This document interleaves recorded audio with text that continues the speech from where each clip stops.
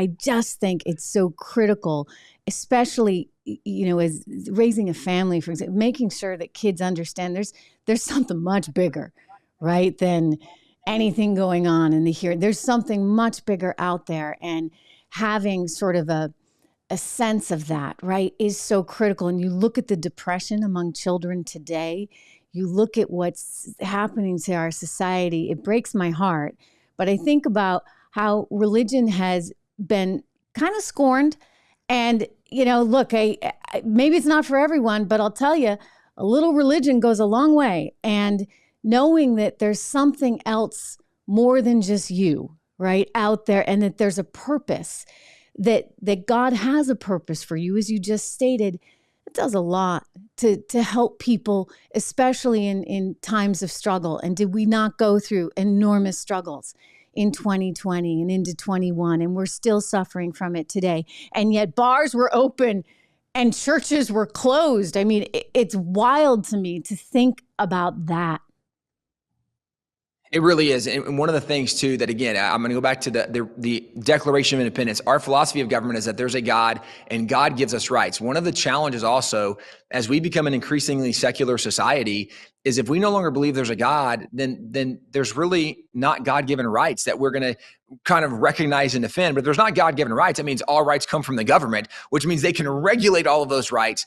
And this is where America was just built on a different foundation. We were built on the idea that government's not the one that comes up with our rights, that they're not the one that dictates and determines what freedoms we do and don't have. Their job is to protect the things that we have. And this is the founding fathers in the Declaration. The opening line is the unanimous declaration of the 13 United States of America. This was unanimous. Every founding father, with all their disagreements, and as people that study history, they'll know the founding fathers disagreed about a lot of stuff. They argued all the time. But this is what they were unanimous on. They said, we all agree that this fundamental premise that there is a divine creator and he gave us rights. Our rights come from God, not the government, not the king. And the more secular we become, the more we look to government. And so when the government says, hey, you don't have the right to go to work, you don't have the right to have a business, and people are like, oh, I guess we don't. That's crazy.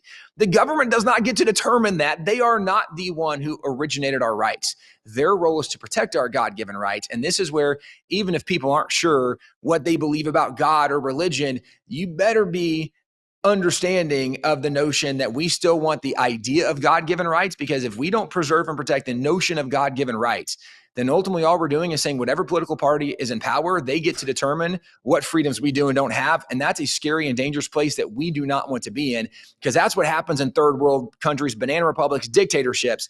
America's never been that, and we don't want to become that. We need to preserve the notion that there is a creator who gave us rights, and that government's job is to protect those rights. That is the philosophy of government that has made America the most special, unique place in the history of the world. Hey everyone, Trish Regan here. If you enjoyed that clip, please do me the favor of subscribing to the channel. Just hit that little subscribe button right over there. Did I do that right? Not quite, but you know where it is. Subscribe to the channel, hit the bell so that you get the alerts, and I'll see you back on the show.